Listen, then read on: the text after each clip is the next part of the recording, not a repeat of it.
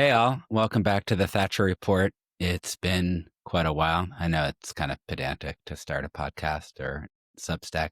I'm trying something a little different. I'm just podcasting this one. I haven't written up anything. I've been dealing with a personal health issue and just parenting, dealing with complicated dynamics. I guess you could call them family dynamics. The parenting's not complicated. That's the greatest single thing that's ever happened to me in my entire life. I absolutely love being a dad. I'm super thankful that I have a healthy, beautiful, delicious, very funny little boy. It's just solves a lot of problems to have that amount of joy in your life that gives so much meaning. So before I spend 14 hours telling you how wonderful my child is and how great and meaningful it is to have him in this world and how thankful I am that he's here. Well, I just kind of wanted, kind of do a little bit of maybe a catch-up session. A lot's happened since I last went to the keyboard or the computer screen or whatever. And the hostages are all back from Israel, the living hostages. The dead ones are Hamas is slowly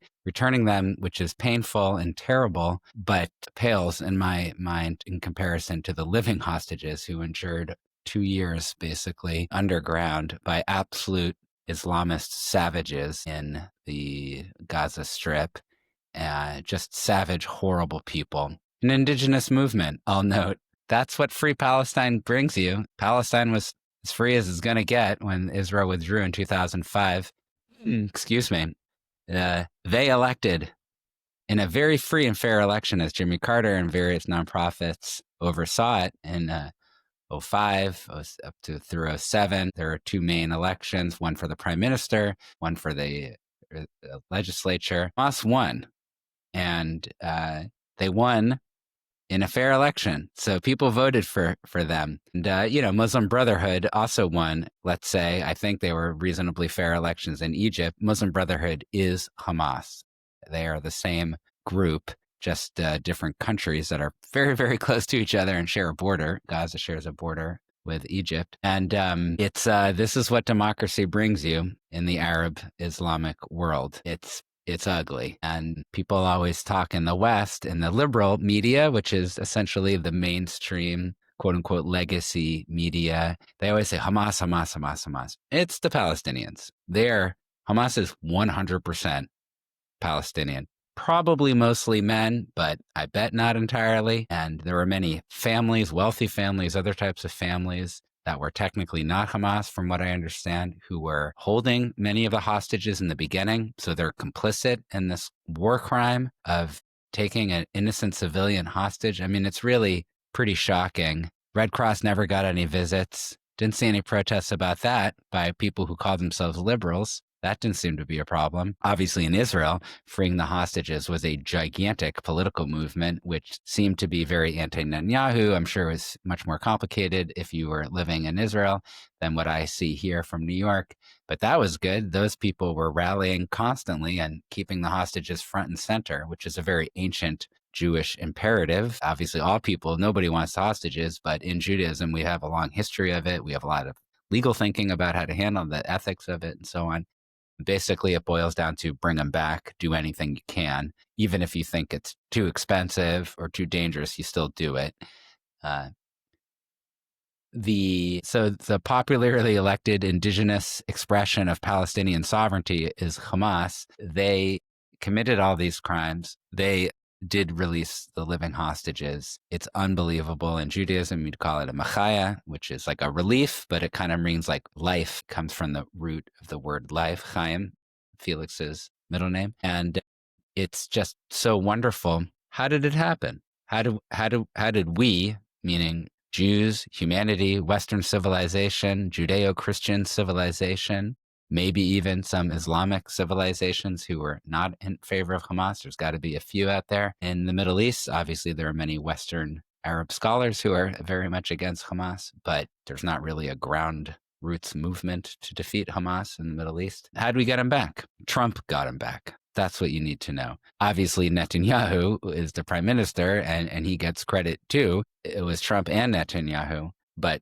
America's the superpower. America got him back. Compare and contrast to the Biden administration, whose policy was essentially kind of pro-Israel, kind of threatening Israel, kind of saying there are fiery fine people on both sides, which is a joke quote from Trump in the Charlottesville rally in his first administration, which was an atrocious thing to say. But it's funny to think that that's accurate description. That's an accurate description of the Biden policy. Trump got him back. Where are the liberals now with all their criticisms of the king, the tyrant, the authoritarian, the fascist, right? There's this really funny Venn diagram happening in America. And it's, if you can picture two circles overlapping, and you look in the middle for the Venn diagram, and then if they're like, if the circles are almost totally on top of each other, that's like the whole thing is an overlap, right? Well, now what we're seeing in America is the Venn diagram. On one side, Jews. On the other side, liberals, Democrats, center left, far left, whatever you want to say, the left.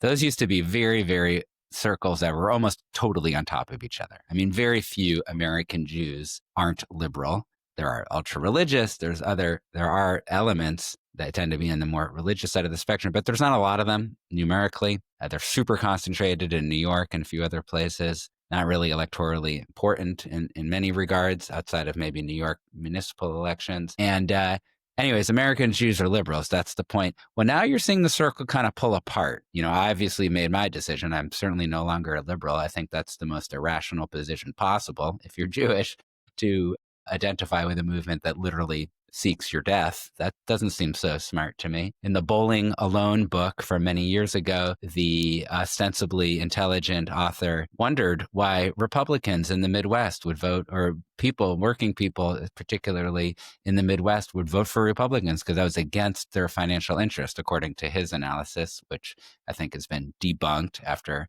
Clinton signed NAFTA and Obama presided over the most egregious expansion of income inequality in the history of America. But in any event, his observation is why would anybody vote for a political party that doesn't have their interests in mind? He, of course, was saying that the Republicans are only for powerful corporate interests. That's it, as if there's no cultural value or no other values for voting Republican. Well, I'm asking the same question. I think this guy came to a kind of a ridiculous conclusion, but I'm also very happy the Republican Party is no longer as corporate and is more pro-working class with the Trump MAGA revolution. But in any event, I asked that question out for American Jews. So look at imagine the Venn diagram. The circles are pulling apart. The liberal circle and the Jewish circle. They're still very close. You should see what it's like in New York City with the Jews in New York gnashing their teeth over Zohran Mamdani's eventual win in the November election. It doesn't really seem like he has much competition. And so obviously there are some pro-Mamdani Jews, and not just a few. There's a lot. They're not the majority, but they're a solid minority. There are a lot of them. But the circles are kind of pulling apart because it is just, I can't say counterfactual, but it is just really absurd for a Jew in this country, in America, to vote for any Democrat, the Democratic Party. Now, obviously, maybe there's a couple of exceptions. Fetterman in Pennsylvania. Apparently, they're concentrated in Pennsylvania, and I'm sure a few other locations. But they're not. They're the party under Biden, and I guess they miss Biden. I don't know. They have a complicated relationship with Biden, who was clearly unfit to even run for president, let alone actually lead. Biden and his advisors, they made the decision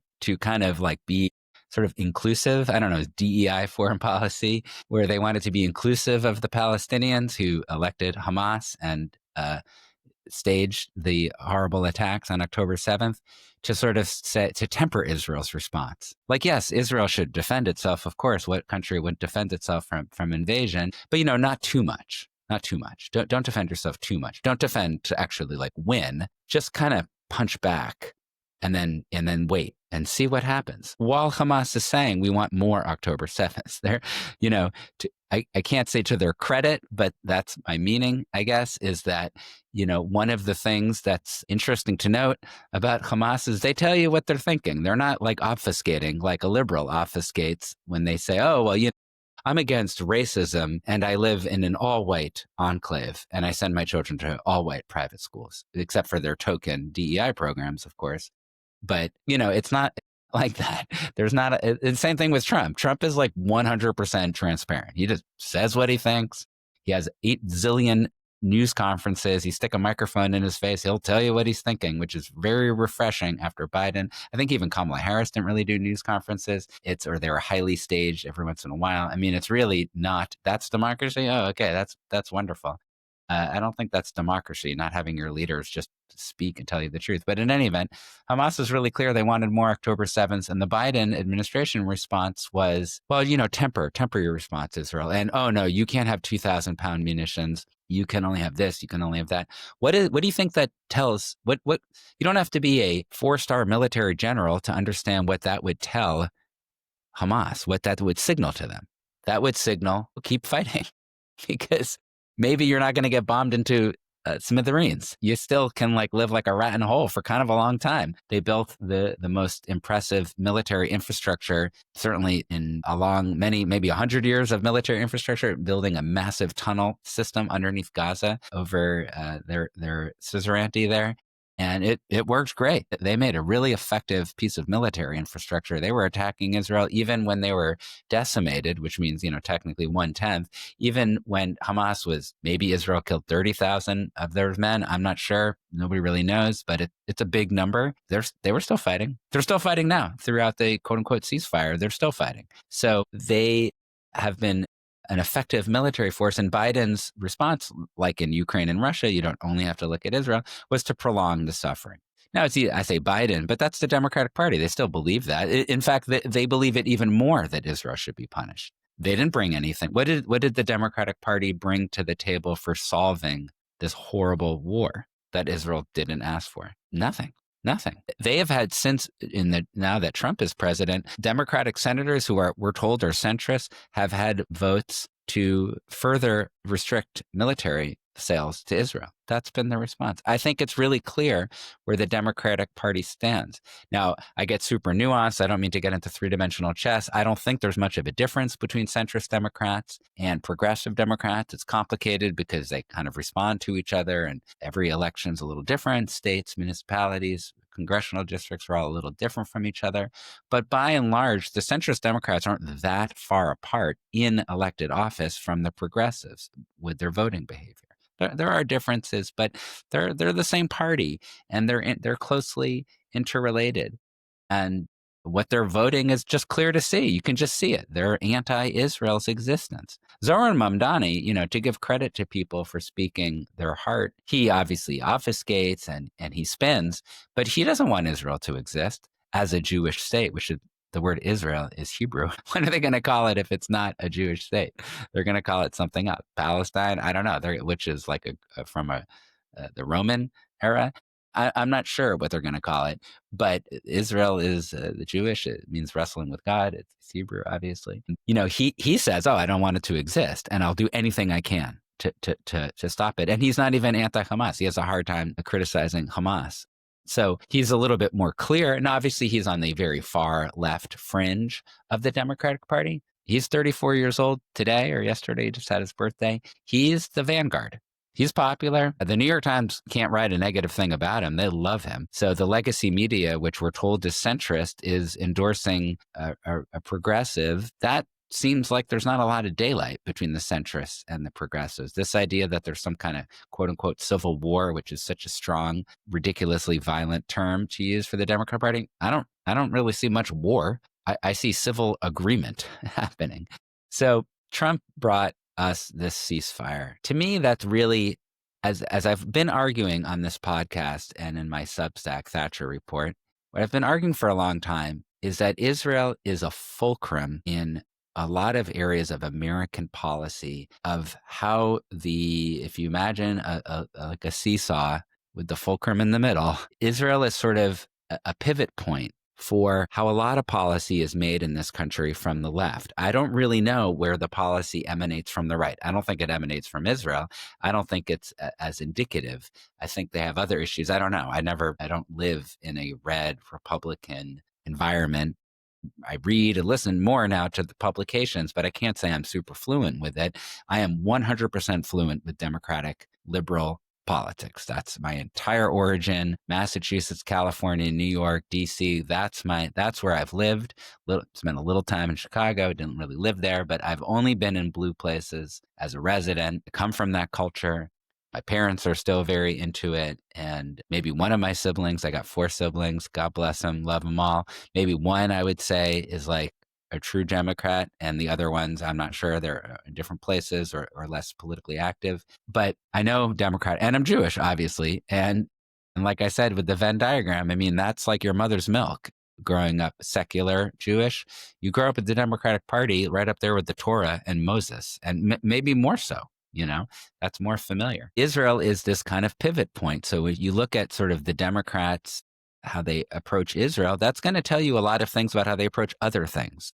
That's my framing, right? You're listening to this, you might have another framing. You might be environmental, health, COVID, something like that, transgender, all these different issues. For me, obviously, I'm very passionate about Israel because it's literally life or death. And it's how I formed my Jewish identity, right? I really became a Jewish adult. You have to choose in this country to be Jewish as an adult because most of Jews are considered white. And it's kind of seductive to just go into whiteness, meaning if you come from a secular background, you don't really know a lot about Judaism. You sort of have a little bit of a familiarity with Hebrew, but you don't like speak it or understand it or anything. It's a foreign language. It goes the wrong way. It's not Latin letters. It's really hard. It's kind of intimidating.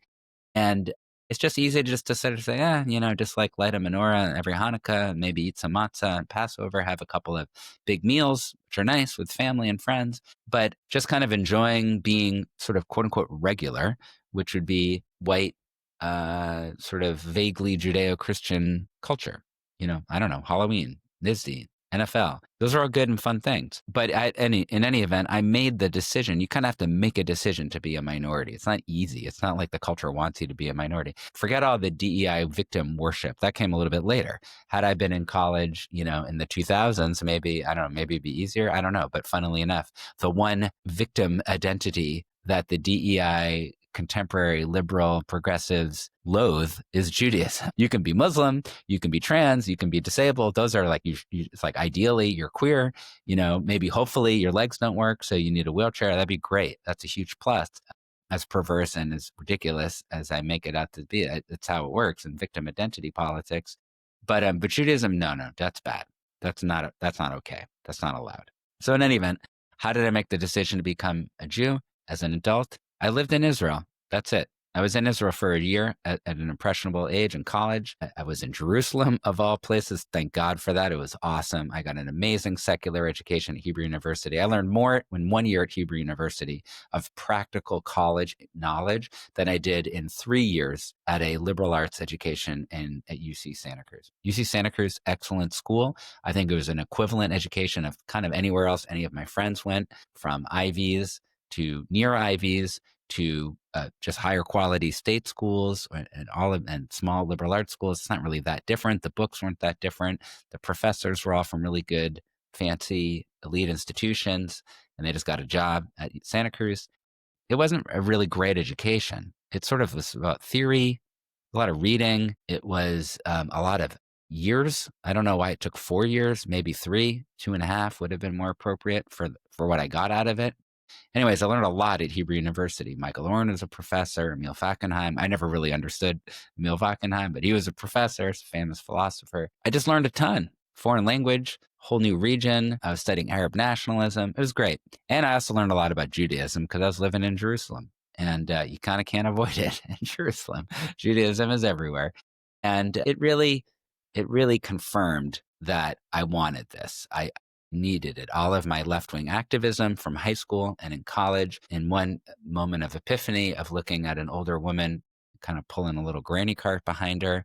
I saw her in the streets in Jerusalem. She was perfectly fine. She was just doing her life, and kind of a lonely figure, sort of like out of an Edward Hopper painting. And I myself was, I'm sure, cutting a lonely figure sitting at Maxim Cafe and the Midrachov, pedestrian downtown area in Jerusalem. Saw her, and it just, everything crystallized in my mind that I cared about her. I didn't know where she was born, what country she was born. She looked Ashkenazi. Maybe she was a Holocaust survivor, maybe not. I have no idea. She could have been 10 generation Yerushalmi. Somebody lived in Jerusalem for a long time. But I just realized that's what I cared about. All of my left-wing activism was great. I don't regret any of it. I boycotted products since I was a child, and like this Coca-Cola, South Africa stuff, pro-choice rallies as a very young teenager. It's all really nice, great, glorious, heroic, self-heroicized actions, but they were all spread all over the place.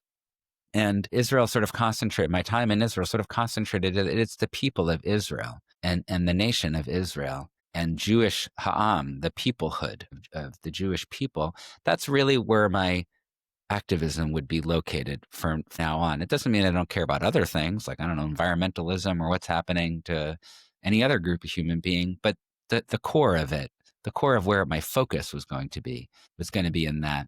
Anyways, I come back to America, I live my life, and that was now, 32 years ago. And that's my identity. That's who I am. Israel is the crucible that created my Jewish identity. So then here I am tottering along as an American liberal, and all of a sudden, it started creeping up with AOC and the progressive movement and the DSA about sort of being super critical of Israel. They never talk about any other country that supposedly has human rights violations like Israel does, but it's always Israel, Israel, Israel, Israel. UN seems like it's way over focused, but okay, that's sort of on the corner of my mind. And then October 7th happens, excuse me. I don't know why I said the 10th, but October 7th happens, 2023. And then it's like, whoa, Israel is like a pariah state all of a sudden because it got attacked. You look weak when you are weak when you're attacked. Israel doesn't look weak now. Israel looks strong because it fucked up a whole bunch of militaries across the entire Middle East that were, by the way, that liberates millions and millions and millions of Arabs who I would imagine are quite thankful in private to Netanyahu. If you go to Lebanon, Syria, Iran, some Palestinians for sure, Netanyahu is a savior figure, and now Trump as well. But in any event, when the Democratic Party decides that Israel is enemy number one, I take that personally because I am Israeli, not as a citizen. I'm an American citizen. But as my identity, to be Jewish is to be Israeli. That's another Venn diagram. Obviously, there's technical differences. I'm a citizen of America. I'm patriotic to America. When I'm attacked by terrorists, it's mostly in America. I react as an American. I vote only in America. I'm very passionate about this country. But at the same time, I'm a member of a different nation that's both in America and in Israel. And there's overlapping identities. We all have them. We have gender, we have religion, we have nationality. We have lots of overlapping identities. That's what it is to be human. But to be Jewish, this is part of the pulling apart Venn diagram that's very hard to explain to non-Jews, although I'm sure they understand it quite well. And it's very hard to explain to liberal Jews. They can't quite see it because identity is like by definition, it's personal. It's super emotional. But when you say to them, you're Israeli, you're Jewish, you're Israeli. If they called Israel in 1948 could have been called Judea, which is Jewish, is like saying you are from the tribe of Judah. That's why we say Jewish. We didn't used to say it historically. We'd say a Hebrew, Ivri. There are other terms, but the last term that our people used is Judean, is what Jewish means. It's like saying you're Judean. Yehudi in Hebrew is from the tribe of Yehuda. That tribe had territory at a certain point after the Exodus. The other tribes were vanquished by Akkadians first, and then I think I'm getting my history wrong. I think they were Assyrians and then Babylonians. But in any event, a long time ago, it all got consolidated to Yehuda, to Judah. And Jewish is the English way of saying that. So had Israel named itself Judea, or Yehuda, it would even be more obvious how the identities are so intermingled to be Jewish. But for whatever reason, it's Israel. And to say Israeli almost sounds like not even necessarily Jewish, right? It's sort of like its own, it's like saying you're French or something. Doesn't necessarily mean you're even a French ancestry or Catholic or something. But in it, no offense to the Huguenots who had to come here to flee. But in any event, you're Jewish. If you're Jewish, you're Israeli. You just are. And it's not the same as if you're born in Tel Aviv, but there's a lot similar. And it's part of modernity. It's Theodor Herzl's insight, the founder of Zionism. And it's a little complicated, but like you care. You're part of it. You're part of that people.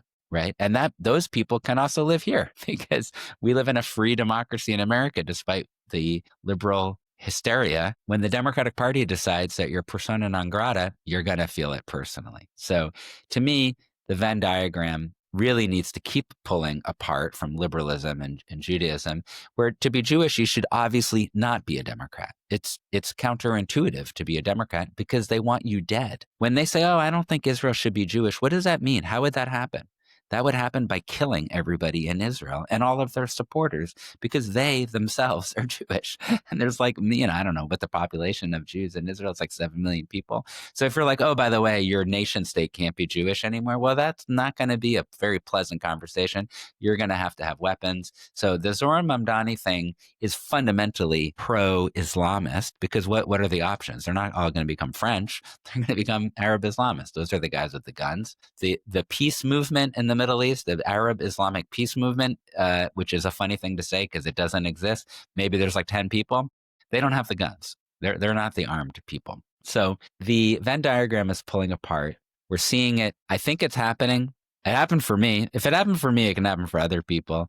And the fulcrum of Israel also is useful to think about if you're not Jewish and you're like, I'm not Israeli. What are you talking about? I'm from, I don't know, Wyoming or something. Have nothing to do with Israel, nothing to do with Jewish people. Well, you look at some of the transgender ideology, trans ideology, I don't know the way to say that correctly. You look at some of the tax policies, you look at the crime rates, you look at the housing zoning, so you can't build new housing. LA had these horrible fires. Let's say it's nobody's fault. That's just nature. It's awful. Maybe they could have been minimized with better governance. I don't know. I'm not an expert in that. Seems like it. But in any event, well, how come new houses aren't being built? It's just policies. That's just a thicket of human laws. The Democrats have a super majority in California. California is a place I love. It's beautiful. It's an amazing state. Why can't they build new housing in LA?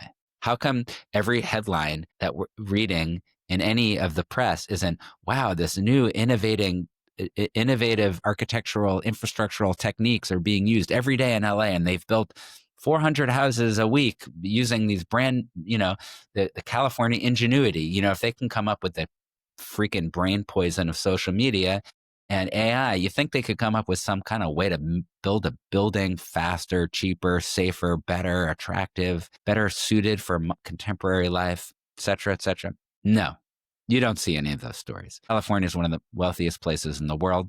Not seeing those stories. That's the Democratic policy. So I look to Israel as a pivot point. You can look to other ones, but the party is a disaster. I don't think it's rational for anybody to vote for a Democrat. You don't have to be Jewish. Certainly if you're Jewish, you should. It's really counterintuitive if you care about your physical safety and you care about your mental safety and you want your children to be able to study their religion and their heritage and their culture and their language. That's completely forbidden if you're a Democrat. But let's say you just want housing. Let's say you just want an environmental policy not predicated on absolute ridiculous hysteria. So this is a little bit of a free-for-all, I guess. But what I was talking to someone the other day, and remember Greta Thunberg, and she's, climate change, the world is ending, then we have to fight it. Well, now what is she fighting about now? Now it's Israel. Now Israel's the bad guy, and we have to fight it because it's ending human rights. I don't know. Israel is some kind of horrible boogeyman.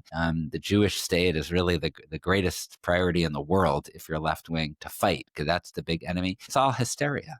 Climate change, is it happening? Of course, definitely. I grew up in Boston. It used to snow a lot more. It used to be colder. It's happening. Is it an emergency? No, I don't know. I'm looking outside my window. I'm not seeing brimstone and, fireballs coming down. It's not an emergency. It's something. Should we deal with it? Absolutely. How should we deal with it? Not as an emergency that gives panic attacks to teenagers. No, we should, have common sense policies to deal with it. But using the lever of hysteria, that's already backfiring with MAGA, meaning MAGA's more popular than the Democratic alternative because it's clearly not an emergency. It's something to be dealt with. Doesn't mean I defend the MAGA answers. Kind of getting rid of subsidies for alternative energies doesn't seem wise. If the Chinese are doing it, we should probably do it more, right? Because the Chinese are eating our lunch. But it's not an emergency. So I just think it's kind of the Democratic Party, their entire movement was really great in the 1960s. They seem like they had a lot of really good points about getting rid of Jim Crow. Jim Crow is just a stain on our country. And Northern Jim Crow, right? I grew up in a part of the country that pats itself on the back about the Civil War. And they were obviously on the right side of the Civil War, but super racist, super exclusive, and excluding of Black people. And I live in a city here that's super racist. A lot of Black people in New York City. How come the housing projects are 100% Black? Warehouses of poor Black people paid for by the city. So is that racist? It seems like it. They're kind of subsidizing poverty, keeping it, enforcing poverty instead of giving equity to these people. You want somebody to make money? Give them some equity. And then they can inherit some wealth or pass it on to their children. So in any event, the Democratic Party was great in the 1960s. They recognized in the 1950s, they recognized a lot of the problems that were certainly coming only from, or primarily from, the conservative part of America. I guess that the parties had kind of flipped, and the Republicans that by then, or now the new conservatives, the Democrats were the new liberals. But that was a long time ago. That was 60 years ago, right? 70 years ago, 80 years ago. Where's the Democratic Party now? So 2 things I just want to say, and I'll wrap this up. One of them is that the Trump diplomatic success so far in ending a horrible 2-year war against Israel that Israel responded to so strongly, and to such a devastating loss of life in Gaza. Devastating loss of life. It's terrible. Not a single person should have died. Not a single one. Hamas should never have violated their ceasefire, or the ceasefire that was existing on October 6th, but they did. And you have to respond. But it sucks that so many people were killed. Horrible. Trump, if it wasn't for Trump, it wouldn't have ended. Netanyahu couldn't do it himself. He's only one little country. We needed a global superpower. China wasn't going to do it. Russia certainly is not going to do it. The Democratic Party was in charge under Biden when the war started. Maybe it wouldn't have even started if Trump had correctly been president then, because Biden would have lost that election had we, as American voters, known how infirm he was. No offense to him, but he shouldn't run for president. He couldn't do it. Or he shouldn't have stayed president. If he could have done it for a couple of days and then he realized it wasn't up to it physically, mentally, he should have resigned. We always hear that, oh, it's fascism. Oh, it's authoritarianism under Trump. Oh, no, he's a king. Well, the most kingly, fascistic, authoritarian thing I can think of is to have power when you're mentally incapable of it, and not telling people and not resigning and letting democracy work. I guess that meant Kamala Harris should become president, or we should have had the 25th Amendment or something to remove Biden. No, that didn't happen. So who's the authoritarian? Trump won fair and square. He won fair and square in 2016, although the Electoral College is anti-democratic and horrible. But he really won fair and square in 2024. But he was really close in 2020. It took a long time to call that election. In any event, the war did start under Biden. The war ended, God willing, under Trump. And to me, that's a vindication that Trump is better at doing this. It seems, I don't know why that's even controversial, why that's hard for liberals to process, but it's Trump who ended it. Witkoff, Kushner, all these other people, none of them have PhDs from Harvard from the Kennedy School and how to be an elite leader. They're the ones who did it. They weren't even diplomats. These are private business people. I don't care what they do. They could be window washers. They could be physicists. I don't care. As long as they can bring peace, that's great. I'll be happy for that. They are the one who did it. That is a vindication that Trump is a better president in the Middle East than Biden was. Biden was terrible. I can only hope that Trump is successful in ending the awful, horrible war in Russia and Ukraine that none of the liberals are protesting in the streets about, but despite it being like 1 million deaths. Now, I get that there are more military deaths. It feels different, but it's 1 million people. That's a lot more than in Gaza. Maybe, according to Hamas, it's like approaching 70,000 people. Maybe half are enemy combatants, maybe half are civilians, which would be an incredibly low civilian ratio of deaths to combatants, but still just horrible to contemplate. Those are really big numbers. They're nothing compared to 1 million people, of mostly young men, I'm guessing. Doesn't matter. They're humans. They should live their lives. If Trump can do what he did in Israel to a much different theater in Russia and Ukraine, that goes down in history as certainly a problem solver. Biden seemed more of a problem creator. I don't know. He didn't really have much to do. And that's the whole Democratic Party. They've got no philosophy to fix any of this stuff. They got nothing. So to me, this is the proof. A lot of people whom I love and I care about, friends, family members, think I am completely bonkers for being an anti-Democrat. I don't know that I'm pro-Republican, but I'm certainly an anti-Democrat. and seeing that I don't have any options in politics in America, that I'm going to vote Republican because that's my only option. I'm not going to vote for a Democrat unless they have a compelling reason for me to vote for them. I'm not seeing any at all. And of course, I truly don't have a choice in a blue state. We supposedly live in a state of democracy activists, but I only got one choice to vote for, like in Cuba. I know it's not quite as bad as that because it's a democracy kind of, but it's a mono party in my blue state existence. To me, this is a vindication. They think I'm nuts, but I'm saying, well, where did the peace come from in Israel and in Gaza? So if I'm nuts, what's your plan? That's not nuts. More of the same of the Democratic Party. The last thing I want to say is that I've been thinking a lot about the assassination of Charlie Kirk. As I've said earlier, I'm from a blue culture, liberal culture. I don't know anything about Charlie Kirk. I never listened to a single thing. I also don't consume social media. I read the news. So like I read the Free Press, or I glance, if I need a good laugh, I glance at the New York Times. I read the Wall Street Journal. I listen to podcasts and read certain Substackers. But obviously, I learned a lot about Charlie Kirk, and it's so shocking that he was assassinated by a gay furry with a trans lover. It's like you can't make this stuff up. It's like Hollywood script. It just writes itself how dangerous and perverted the whole trans ideology thing is. I always want to add a caveat that obviously there are a very tiny fraction of humans whose testicles or ovaries are not working correctly, and they're kind of stuck in the middle and they need help getting to one side or the other. That's like super, super, super rare, but it does happen. And that's where the trans thing maybe kind of comes from. Although transvestite is also a thing where the trans, it's kind of a complicated thing, but most of it's bullshit and completely made up nonsense for a new made up mental health issue that didn't used to exist. Body dysphoria or whatever they call it. And now like everybody has it, or they did, 3 years ago. And now all of a sudden they don't have it anymore. Funny how that works.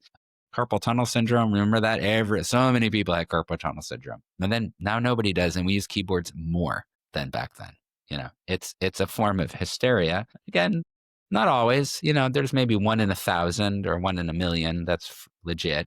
But learning about Charlie Kirk and who his assassin was, and just this idea that these political assassinations are happening. Like people tried to kill Trump, obviously Charlie Kirk, others, the attacks in various synagogues, Josh Shapiro. And some of it comes from the far right, for sure. Most of it now is coming from the left. And this is the broken windows theory of liberal violence. Broken windows is a great theory. It was sort of part of the Giuliani era of reducing really high crime in New York. He brought it way down. It might have been going down anyways. It went down in other cities too, but certainly brought it down a lot more. Then we stopped doing broken windows. That was considered not woke or something. And the BLM movement and so on had some legitimate criticisms of broken windows and stop and frisk policies, but they didn't have any better alternatives. Crime went way up. COVID also happened. Obviously, crime went way up. I'm sure more in blue places than red, but most municipalities in this country are blue. That's where crime is going to be. It's not going to be in a rural area where people are spread out. But in any event, crime ebbs and flows on its own logic that's not just based on policy, but certainly Democratic policy has encouraged crime lately by not prosecuting criminals, like in San Francisco. And every time you go to a drugstore in my city, you can't buy the deodorant. You got to like wait for an attendant or whatever. It's like Amazon.com came up with the crime policy of the left wing, because why would I ever go to a drugstore ever again for the rest of my life when everything is locked up and it's a huge pain in my butt? I can just buy it online.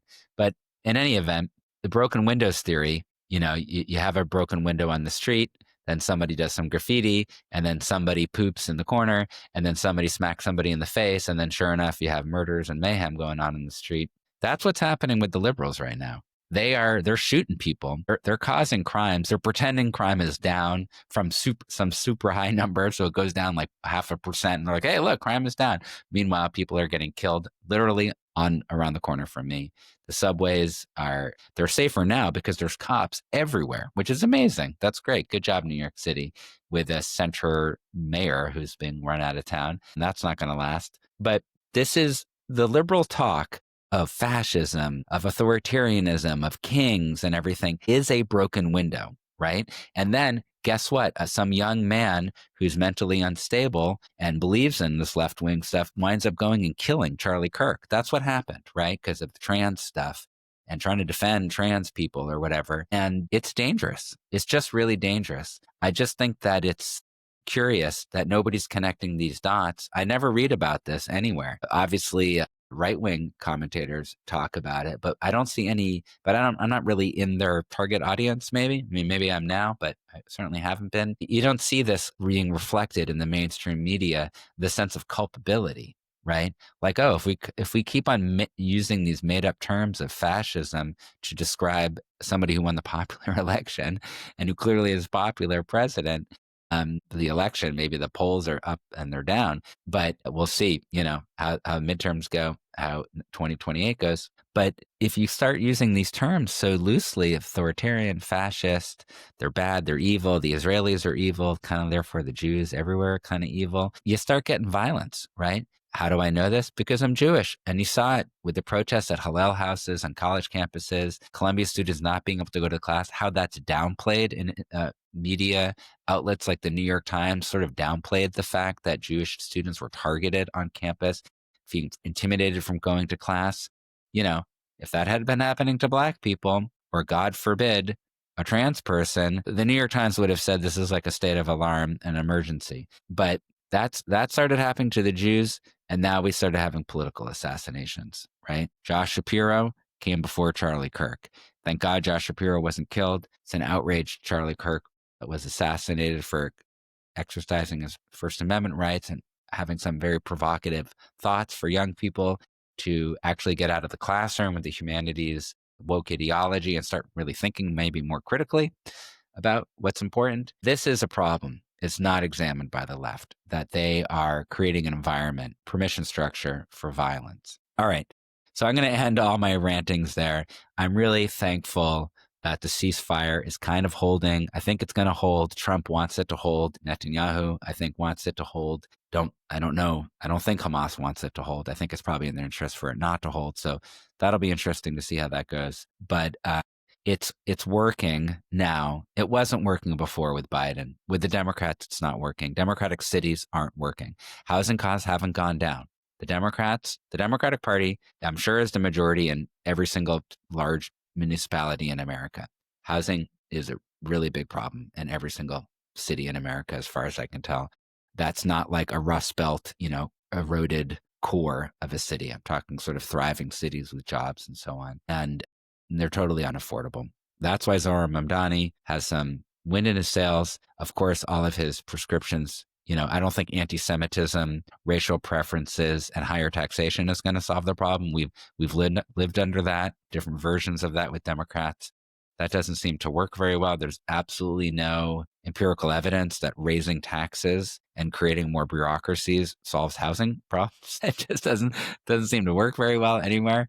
But okay, but he's voicing the concern. I just think it's just shocking to me that anybody would take anybody with a quote unquote college degree who kind of feels like, oh, well, maybe what I got out of college is maybe an aptitude for critical thinking. How why none of them apply their critical thinking to the Democratic Party, I think is very strange. It's almost like a religion, or I don't want to say cult. That's not really fair, but it's almost like a religious identity. It's not really about questioning. It's more about accepting and learning the nuances of it. That seems to be the only way I can understand why anybody would remain being a liberal in October 2025. All right. Thank you so much for listening. And I hope you also subscribe to the Substack.